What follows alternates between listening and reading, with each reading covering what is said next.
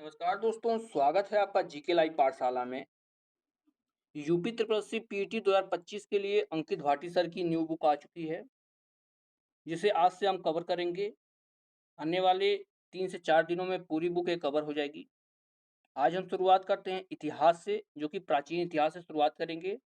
इसी तरह सारे जो है बुक धीरे-धीरे करके 3 से 4 दिनों में कवर हो जाएँगे। पहले हम इसका थ्योरी सेक्शन देखेंगे, उसके बाद इसके आने वाले सारे एमसीक्यू देखेंगे।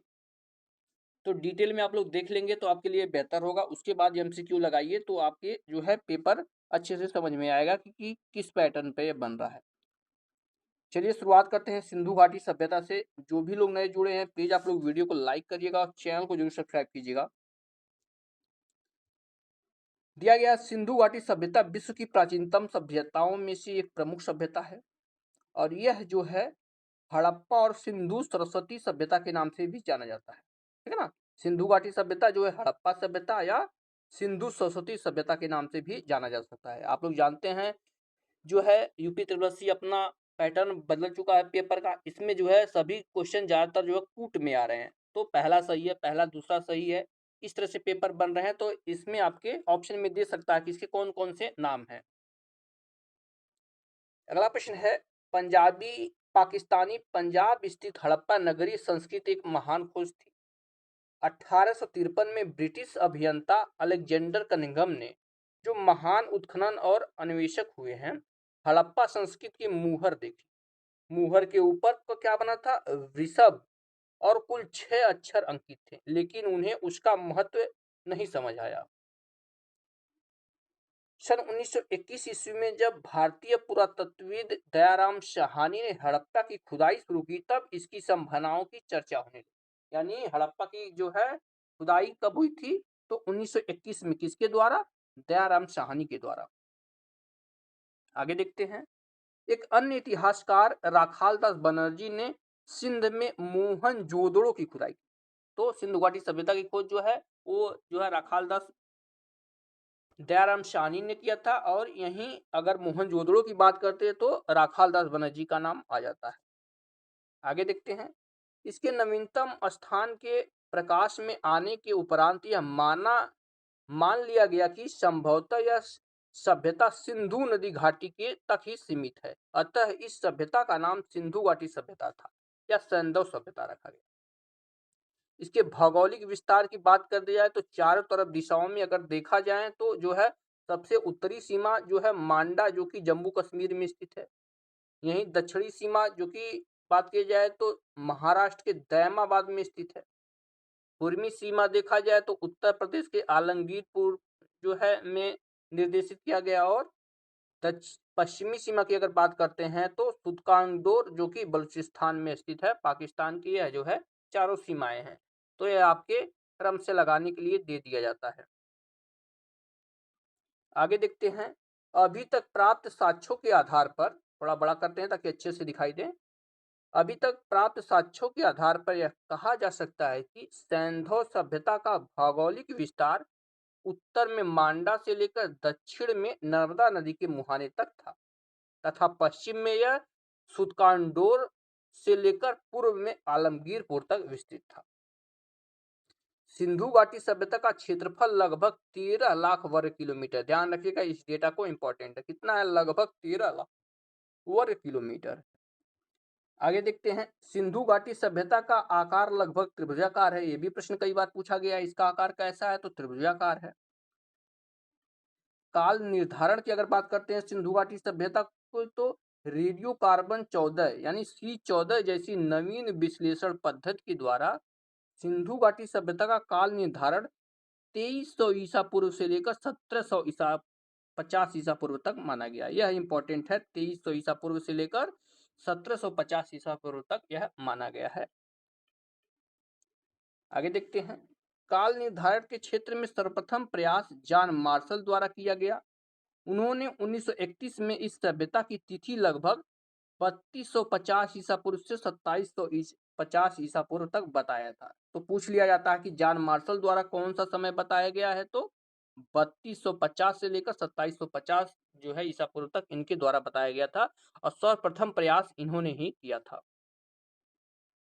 अब देखते हैं कुछ विद्वानों के मत दिए गए हैं यहाँ पर जो समय निर्धारण के श्रेणी में आगे आते हैं। जैसे जॉन मार्शल के द्वारा 3250 से 2750 कहा गया है। अलेक्ज अर्नेस्ट मैके द्वारा 2800 से 2500 ईसा पूर्व माना गया है। यही माधो स्वरूप वत्स के द्वारा 3500 लेके 2700 ईसा पूर्व माना गया है। सीजे गैंड के द्वारा 2350 से लेके 1750 तक कहा गया है। मार्टिमर व्हीलर के द्वारा 2500 से 1500 ईसा पूर्व कहा गया है। फेयर सर्विस के द्वारा 2000 से लेकर 1500 ईसा पूर्व माना गया। रेडियो कार्बन डेटिंग के द्वारा 2300 लेकर 1750 माना गया है और यही जो है सबसे ज्यादा जो है ऑथेंटिक भी है। ACERT के द्वारा NCERT अगर बात की जाए तो 2500 लेके 1800 ईसा पूर्व है और DP अग्रवाल के द्वारा कहा गया है कि 2300 लेके 1700 जो है 50 ईसा पूर्व है। तो देखा जाए तो इसका मध्यांतर निकाला जाए तो ज्यादातर जो है इसी शासन काल जो है समय काल के बीच समय घूमता रहता है। आगे देखते हैं। नए आंकड़ों के अनुसार यह सभ्यता 400 से 5 वर्षों तक विद्यमान रही तथा 2200 ईसा पूर्व से लेकर 2000 ईसा पूर्व के मध्य अपनी परिपक्व अवस्था में थी, यानी जो है पीक अवस्था में चल रही थी। आगे देखते हैं। सिंधु घाटी सभ्यता के निर्माताओं के काल निर्धारण का महत्वपूर्ण स्रोत उत्खनन में प्राप्त मानव कंकाल है। मानव कंकाल का ही रेडियो जो है कार्बन डेटिंग किया गया तो पता चला कि कब तक की हड्डियां हैं ये सब। साक्ष्यों से पता चलता कि मोहनजोदड़ो की जनसंख्या एक मिश्रित प्रजाति की थी जिसमें कम से कम 4 प्रकार की प्रजातियां थी। कौन कौन 4 प्रकार की प्रजातियां यहाँ पर दिया गया देख लेते हैं। पहला हो जाता है प्रोटो ऑस्ट्रेलाइड थे, दूसरा भूमध्य सागरीय थे, तीसरा अल्पाइन थे और चौथा जिया है मंगोलायड थे। ठीक है ना, यह 4 प्रकार की जो है प्रजातियां इसमें थी। अब देखते हैं कुछ विद्वानों के नाम दिए गए हैं और विद्वानों के अनुसार सिंधु घाटी सभ्यता के निर्माता यानी कौन सिंधु घाटी सभ्यता को बसाए थे, यह बार बार पूछा जाता है। तो डॉक्टर लक्ष्मण स्वरूप के द्वारा कहा गया कि ये जो है आर्य थे। गार्डन चार्ल्स के द्वारा कहा गया कि ये सुमेरियन थे और मार्टिन व्हीलर के द्वारा कहा गया कि दास एवं दस्यु थे और राखाल दास बनर्जी ने कहा कि ये लोग द्रविड़ थे। लेकिन ज्यादातर जो है मान्यता आर्य पर ही टिकी हुई है कि ये लोग आर्य थे। आगे देखते हैं इसके बारे में।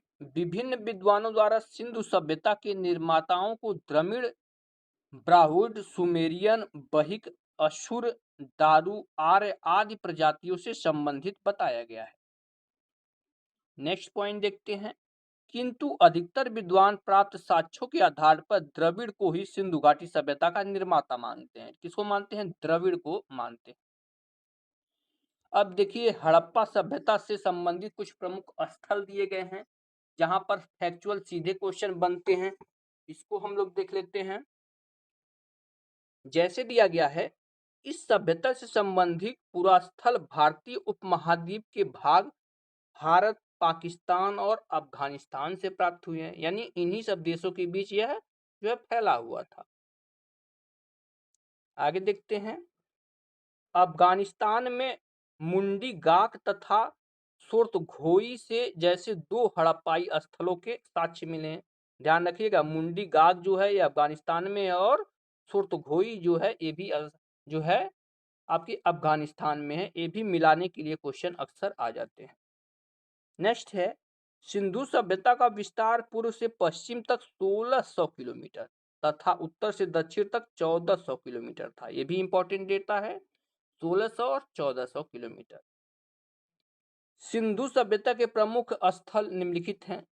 इसके बारे में देख लेते हैं कौन से जगह से क्या क्या मिला है। सबसे ज्यादा प्रश्न सिंधु घाटी सभ्यता से यही बनता है, तो यही आपका इंपॉर्टेंट डेटा है।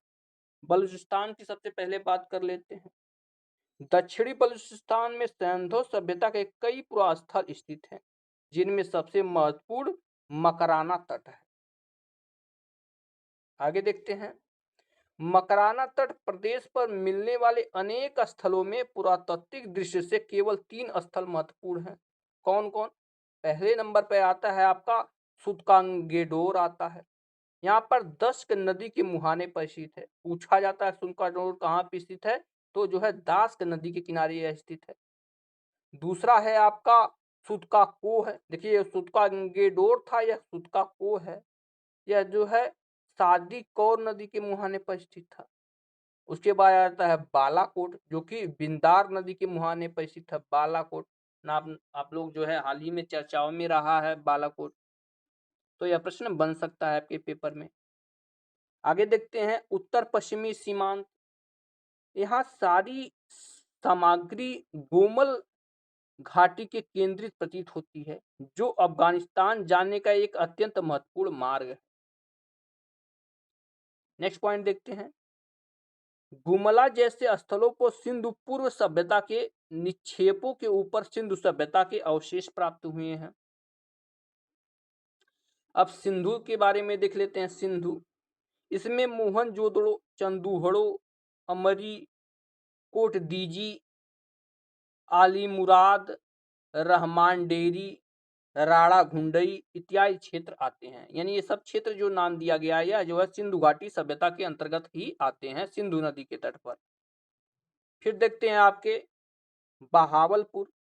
यहाँ के स्थल सूखी हुई सरस्वती नदी के मार्ग पर स्थित है। इस मार्ग का नाम हकरा है, ध्यान रखिएगा, हकारा या हकरा भी कहते हैं। इस स्थल का नाम कुंडवाला घेर है, जो प्रकृतः बहुत बड़ा है। राजस्थान को देख लेते हैं।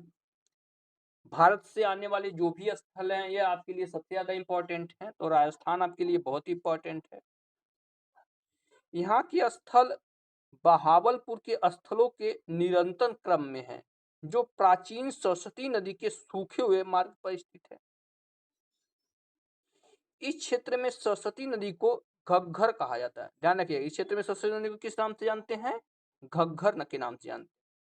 इस क्षेत्र का सबसे महत्वपूर्ण स्थल कालीबंगा है। कालीबंगा।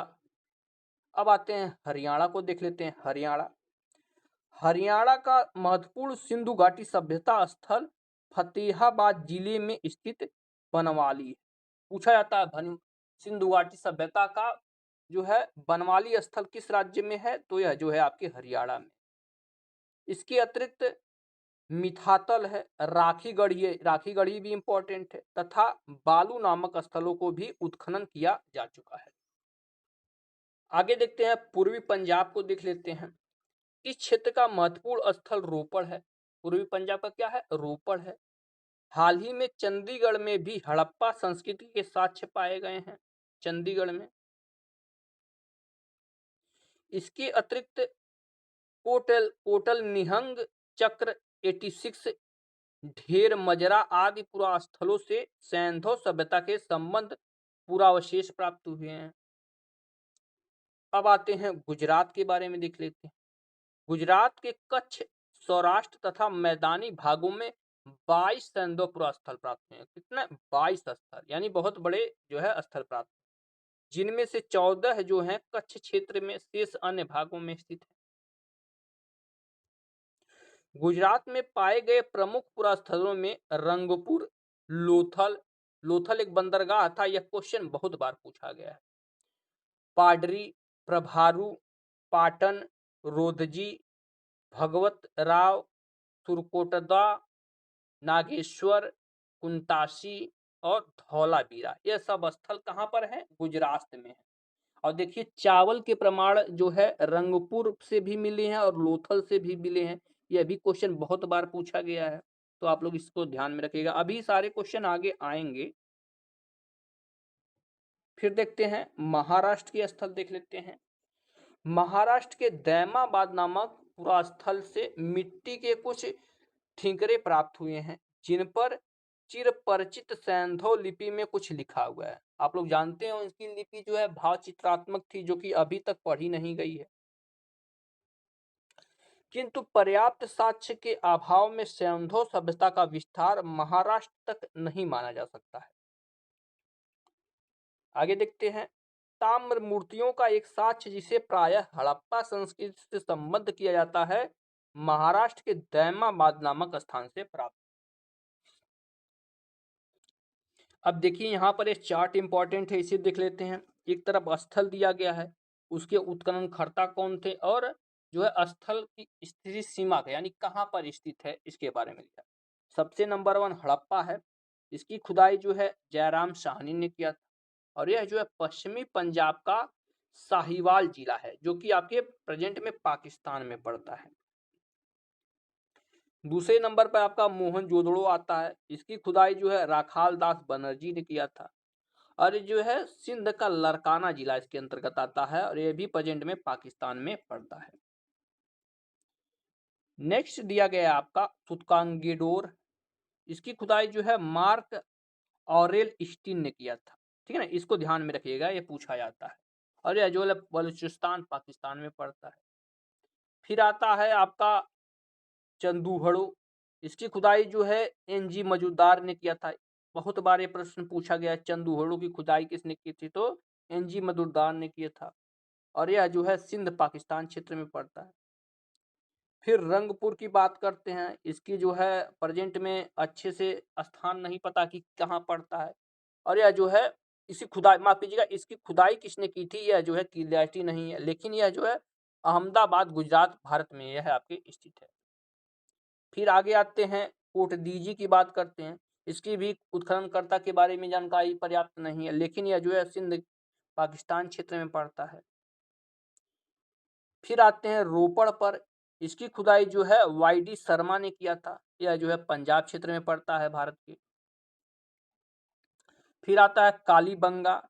उत्खननकर्ता के बारे में पर्याप्त जानकारी नहीं है, लेकिन यह जो है गंगानगर राजस्थान में यह पड़ता है। आगे बढ़ते हैं लोथल के बारे में देख लेते हैं। इसकी खुदाई जो है SR राव ने किया था और यह जो है गुजरात के अहमदाबाद में पड़ता है। फिर आलमगीरपुर की बात करते हैं। इसकी खुदाई जो है यज्ञदत्त शर्मा ने किया था और यह जो है उत्तर प्रदेश के मेरठ में पड़ता है। यह जो है यूपी स्पेशल में आपके लिए और इम्पोर्टेंट हो जाता है। फिर बात करते हैं सुरकोटदा की। इसकी खुदाई जो है जगपति जोशी ने किया था और यह जो है गुजरात के कच्छ में पड़ता है। आगे बढ़ते हैं बनवाली को देख लेते हैं। इसकी खुदाई जो है RS बिष्ट थे और यह जो है हरियाणा में पड़ता है। फिर धौलावीरा को देख लेते हैं। RS बिष्ट ने इसकी खुदाई की थी और यह जो है गुजरात के कच्छ का रण का क्षेत्र में पड़ता है। राखीगढ़ी की बात करते हैं। यह जो है आपके हरियाणा में पड़ता है। दैमाबाद आपके महाराष्ट्र के अहमदनगर में पड़ता है और देसलपुर जो है आपके कच्छ गुजरात क्षेत्र में पड़ता है। अब आगे बढ़ते हैं सैंधव स्थलों से प्राप्त साक्ष्य एवं वस्तुएं देख लेते हैं, यानी कौन कौन सी वस्तुएं कहाँ से मिलती थी। सबसे पहले हड़प्पा का देख लेते हैं, यही सबसे ज्यादा इंपॉर्टेंट है। हड़प्पा के सामान्य आवास क्षेत्र के दक्षिण में एक ऐसा कब्रिस्तान स्थित है जिसे समाधि R37 नाम दिया गया। आगे देखते हैं। यहाँ से प्राप्त कुछ महत्वपूर्ण अवशेष एक बर्तन पर बना मछुआरे का चित्र, समाधान पेटिका, शंख का बना बैल, स्त्री के गर्भ से निकलता हुआ पौधा, पीतल का बना इक्का, ईंटों के वृत्ताकार चबूतरे, गेहूं तथा जौ के दाने के अवशेष, स्वास्तिक चिन्ह, सीपी का पैमाना आदि चीजें प्राप्त हुई। यहाँ पर इंपॉर्टेंट में देखा जाए तो स्वास्तिक यहाँ बार बार पूछा जाता है। गेहूं तथा जौ के दाने के अवशेष पूछा जाता है, ठीक है ना। समाधान पेटिका के बारे में पूछा जाता है, ठीक है ना। और स्त्री के गर्भ से निकलता हुआ पौधा, इन सब चीजों के बारे में बार बार पूछा जाता है, तो इसको जो है एक बार आप लोग जरूर से जरूर नोट कर लीजिए। फिर बढ़ते हैं मोहनजोदड़ो को देख लेते हैं। मोहनजोदड़ो का सिंधी में शाब्दिक अर्थ मृतकों का टीला होता है। आगे देखते हैं। मोहनजोदड़ो की शासन व्यवस्था राजतंत्रात्मक न होकर जनतंत्रात्मक। मोहनजोदड़ो के पश्चिम भाग में स्तूप के अवशेष प्राप्त हुए हैं। मोहनजोदड़ो से प्राप्त अवशेषों में बृहद स्नानागार सबसे इंपॉर्टेंट है, मातृ देवी की मूर्ति, कांसे की नर्तकी की मूर्ति, राजमुद्रक, योगी की मूर्ति, सूती कपड़ा, घोड़े के दांत, मिट्टी के तराजू, हाथी का कपाल खंड, गले हुए तांबे के ढेर, मुद्रा पर अंकित पशुपतिनाथ जो कि शिव का रूप है की मूर्ति, कुंभकारों के 6 बट्टों के अवशेष इत्यादि प्राप्त हुए हैं। तो इतना सारा चीज़ जो है आपके मोहनजोदड़ो से प्राप्त हुए हैं। इसको एक बार ज़रूर से ज़रूर नोट कर लीजिएगा। देखिए आप लोग नोट कर लेंगे तो आपके लिए बहुत ही अच्छा ये होगा। फिर आते हैं हम लोग जो है चंदूहोड़ो को देख लेते हैं। इस स्थान से हड़प्पा संस्कृति के अतिरिक्त प्राक हड़प्पा संस्कृति के भी अवशेष मिले। यानी जो है हड़प्पा के बाद की जो संस्कृति आई थी और उससे पहले की संस्कृति थे उसके भी अवशेष मिले। यह स्थान मनके, सीप, अस्थि तथा मुद्रा बनाने के प्रमुख केंद्र था। पूछा जाता है कि मनके बनाने के कारखाने कहाँ से मिले हैं, तो यह जो है चंदूहोड़ो से बने। चंदूहोड़ो एकमात्र पुरा स्थल है जहां से वक्राकार ईंटें मिली। यहाँ से प्राप्त अन्य प्रमुख अवशेषों में प्रमुख क्या क्या मिले हैं? कुत्ते बिल्ली का पीछा करते हुए पदचिन्ह, अलंकृत हाथी, कंघा, लिपस्टिक, 4 पहियों वाली गाड़ी इत्यादि प्राप्त। अब यहाँ से क्या क्या पूछा जाता है? अलंकृत हाथी पूछा जाता है, कंघा पूछा गया है, लिपस्टिक भी कई बार पूछा गया है, 4 पहिए वाली गाड़ी। तो जितना यहाँ दिया है सारी की सारी कहीं न कहीं एग्जामों में पूछे गए हैं।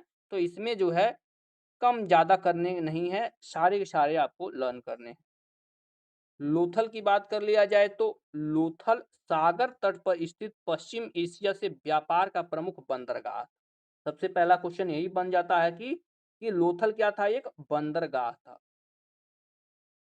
आगे देखते हैं लोथल से प्राप्त प्रमुख अवशेषों में क्या क्या मिले हैं? जहाजों की गोदी जो कि डकयार्ड जिसे बोलते हैं, धान और बाजरे के साच, फारस की मुहर। देखिए फारस की मुहर का मतलब क्या है? क्योंकि इसे यह दर्शाता कि यहाँ से फारस से व्यापारिक रिश्ते अच्छे थे। घोड़ों की लघु मर्द मूर्ति, धान की भूसी, मनका उद्योग के साक्ष्य, तांबे का कुत्ता, दिशा मापक यंत्र, 3 युगल समाधियां। यह बहुत बार पूछा गया कि 3 युगल समाधियां कहाँ से मिली हैं? अग्नि देवी के साक्ष्य इत्यादि यहाँ से प्राप्त हुए हैं। तो लोथल आपके लिए जो है बहुत ही इंपॉर्टेंट हो जाता है। फिर आगे बढ़ते हैं, कालीबंगा को देख लेते हैं। कालीबंगा यहाँ से जो है प्राक हड़प्पा एवं हड़प्पा कालीन संस्कृतियों के अवशेष मिले हैं। कालीबंगा में किए गए उत्खननों से हड़प्पा कालीन सांस्कृतिक युग के 5 स्तरों का पता चला है। कालीबंगा से प्राप्त प्रमुख अवशेष में क्या क्या आते हैं? यहाँ से जो है आयताकार 7 अग्निवेदियां मिली हैं, जुते हुए खेत के साक्ष्य मिले हैं, कांच व मिट्टी की चूड़ियां मिली हैं, सिलबट्टा मिला है, सूती कपड़े की छाप और बेलनाकार मुहरे। आगे ईंटों से निर्मित चबूतरे मिले हैं, अंडिक माफ कीजिएगा अग्निकुंड शल्य क्रिया मिला है, मिट्टी के खिलौने तथा प्रतीकात्मक समाधियां तथा भूकंप के प्राचीन साक्ष्य भी मिले हैं। यानी उस समय भी भूकंप के जो है आते थे। उसके बाद बनवाली को देख लेते हैं, या बनावली भी इसे बोलते हैं। बनावली में भी कालीबंगा की तरह 2 सांस्कृतिक अवस्थाओं में प्राक हड़प्पा तथा हड़प्पा कालीन संस्कृतियां के दर्शन होते हैं। यहाँ से प्राप्त प्रमुख अवशेष क्या क्या हैं? हल की आकृति वाले मिट्टी के खिलौने, तांबे के बाड़ाग्र, तिल, सरसों का ढेर, सेलखड़ी एवं पकाई मिट्टी के मुहरे जो है यहाँ से प्राप्त हुई। फिर आते हैं सुरकोटदा को देखते हैं। सुरकोटदा से घोड़े की अस्थियां मिली जो किसी भी अन्य हड़प्पा कालीन स्थल से नहीं प्राप्त हुई। यह सबसे ज्यादा इंपॉर्टेंट है। पूछा जाएगा कि घोड़े की अस्थियां कहाँ से मिली हैं, तो यह जो है सुरकोटदा से मिली। यहाँ पर एक विशेष प्रकार का कब्रगाह भी पाया गया है। अब देखिए ये भी इंपॉर्टेंट क्वेश्चन बनता है कि कौन सी जो है स्थल किस नदी के किनारे था। एक क्वेश्चन निश्चित रूप से यहाँ से आपके पेपर में बनने वाला है। तो हड़प्पा की बात करते हैं तो यह रावी नदी के तट पर, मोहनजोदड़ो सिंधु नदी के तट पर है, चंदूहड़े भी आपकी सिंधु नदी के तट पर है, मांडा की बात करते हैं यह आपकी चिनाब नदी पर है, कालीबंगा आपके घग्गर नदी के तट पर है, लोथल आपके भोगवा नदी के तट पर है, रंगपुर की अगर हम बात करते हैं तो जो है सुखभादर नदी के तट पर है, रोपड़ देखा जाए तो सतलज नदी के तट पर है। बनावली देखा जाए तो सरस्वती और रंगोई दोनों नदियों के तट पर है। आलमगीरपुर आपकी हिंडन नदी के तट पर है और सुदकांगेडोर जो है आपके दश्क नदी के तट पर है। यहाँ पर देखते हैं हड़प्पा कालीन जो है विदेशी व्यापार यानी विदेशों से कौन कौन से व्यापार होते थे। तांबा की अगर बात करते थे तो हड़प्पा कालीन जो है लोग थे वह खेतड़ी से तांबा मंगाते थे और बलूचिस्तान से मंगाते थे। चांदी देखा जाए तो जो है अफगानिस्तान और ईरान से जो है आयात होता था। सोना आपके कर्नाटक और अफगानिस्तान से आयात किया जाता था। टीन आपके अफगानिस्तान और ईरान से आता था। नेक्स्ट है आपका लाल गोमेद जो है आपके काठियावाड़ा से आता था। लाजवर्द मणि की अगर बात करते हैं तो यह जो है मेसोपोटामिया से आता था। शीशा देखा जाए तो ईरान और दक्षिणी भारत से मंगाया जाता था। तो यह जो है एक जो है व्यापारिक सभ्यता थी, तो यहाँ पर जो है लोग व्यापार ज्यादा करते थे। उसके बाद जो है आपके वैदिक सभ्यता जब आई थी तब लोग जो है कृषि पर ज्यादा निर्भर हो गए थे, नहीं तो सिंधु घाटी सभ्यता में लोग व्यापार ज्यादा करते थे।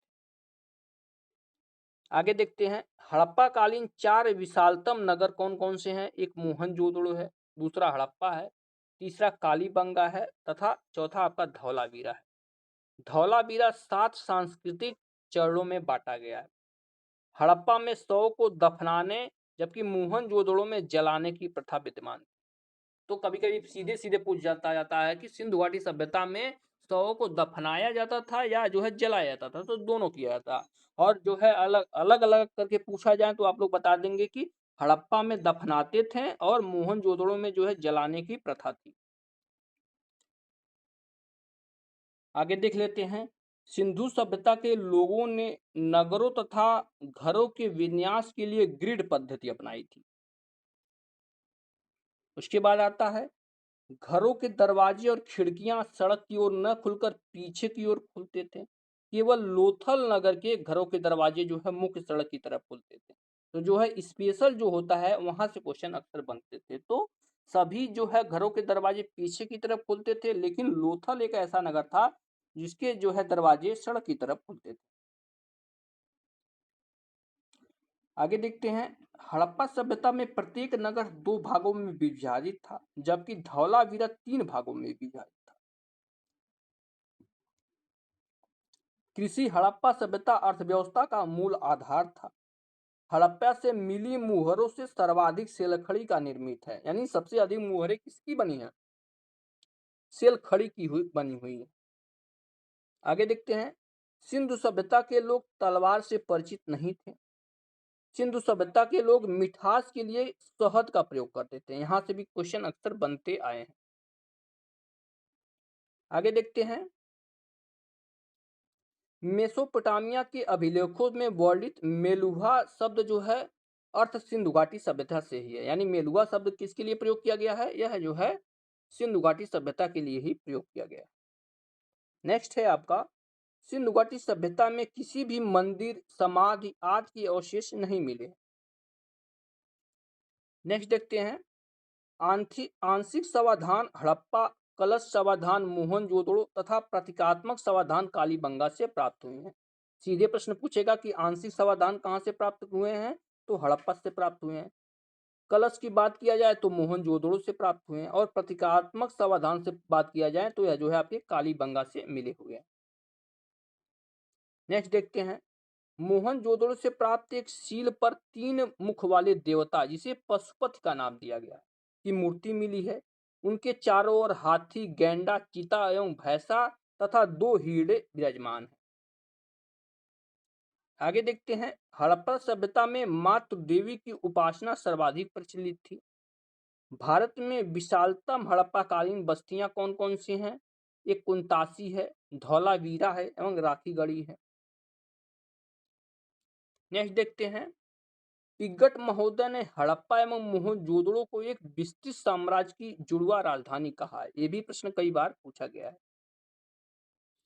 नेक्स्ट देखते हैं सिंधु सभ्यता के लोग धरती को उर्वरता की देवी मानकर उनकी पूजा करते थे।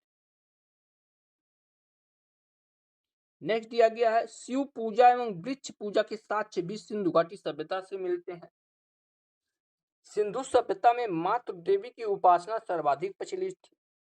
सैंधववासी सूती एवं ऊनी वस्त्रों का प्रयोग करते थे। नेक्स्ट देखते हैं, सिंधु सभ्यता के लोग काले रंग से डिजाइन किए हुए लाल मिट्टी के बर्तन बनाते थे। मोहनजोदड़ो एवं कालीबंगा से प्राप्त कुछ मोहरों पर पशु बलि के प्रमाण भी मिलते हैं, यानी पशु बलि उस समय प्रचलित था, पशुओं का बलि देना उस समय क्या था, प्रचलित था। भारत में लिंग पूजा का प्रारंभ संभवतः प्रो ऑस्ट्रेलाइड जाति में हुआ था। ये भी प्रश्न सीधे तौर पे बना हुआ है। मिट्टी की मूर्तियां सबसे अधिक मिलने से ऐसा अनुमान लगाया जाता है कि सिंधु सभ्यता मातृसत्तात्मक, ठीक है ना, कैसी थी, मातृसत्तात्मक। पर्दा प्रथा एवं वैश्यावृत्ति सैंधव सभ्यता में प्रचलित थी। हड़प्पाई लिपि चित्रात्मक थी जो दाईं से बाईं ओर लिखी जाती थी। सिंधु सभ्यता के लोग जो है पुनर्जन्म में विश्वास करते थे, इसलिए जो है इंसानों के साथ जो है कुत्तों को दफनाया गया था, क्योंकि जो है लगता था उन्हें कि जो है इनके साथ में रहेंगे। अब यहाँ देख लेते हैं सिंधु सभ्यता के पतन के कारण, यानी उसके जो है पतन के क्या क्या कारण मतलब रहे हुए होंगे। अब यहाँ कुछ विद्वान दिए गए हैं, उनके पतन के कारण जो उन्होंने बताया है उसे देख लेते हैं। जैसे गार्डन चाइल्ड एवं व्हीलर के अनुसार जो है बा एवं आर्यों जो है आर्य जो आए थे, यानी वैदिक सभ्यता के जो आर्य आए थे, इनके वजह से जो है इनकी सभ्यता का पतन हुआ, और साथ में बाढ़ भी इन्होंने वजह बताई है। जॉन मार्शल एवं अर्नेस्ट मैक के अनुसार बताया गया कि बाढ़ के कारण सिंधु घाटी सभ्यता का पतन हो गया था। आर्लेल स्टीन एवं अमलानंद घोष के अनुसार जो है जलवायु परिवर्तन के कारण जो है इनका पतन हो गया था। यहीं एम आर साहनी के अनुसार कहा गया कि भूतात्विक परिवर्तन के कारण सिंधु घाटी सभ्यता का पतन हुआ था। के यू आर केनेडी के अनुसार जो है प्राकृतिक आपदा आई थी, इस वजह से जो है इनका पतन हुआ था। और जॉन मार्शल के अनुसार जो है प्रशासनिक शिथिलता पड़ गई थी, इस वजह से सिंधु घाटी सभ्यता धीरे धीरे जो है अपने पतन की ओर चल रही थी। तो यहाँ से हमने सिंधु घाटी सभ्यता को पूरा कर लिया है। अगले लेक्चर में हम लोग जो है वैदिक संस्कृति या वैदिक सभ्यता देखेंगे, यानी वैदिक काल और उत्तर वैदिक काल दोनों एक साथ कवर कर लेंगे। उसके बाद धीरे धीरे जो है हम लोग मध्यकालीन इतिहास की तरफ बढ़ेंगे। तो ये सीरीज अगर आपको पसंद आई हो तो आप लोग प्लीज़ लाइक कीजिएगा और चैनल को जरूर सब्सक्राइब कीजिएगा। मिलते हैं नेक्स्ट लेक्चर में, तब तक के लिए धन्यवाद।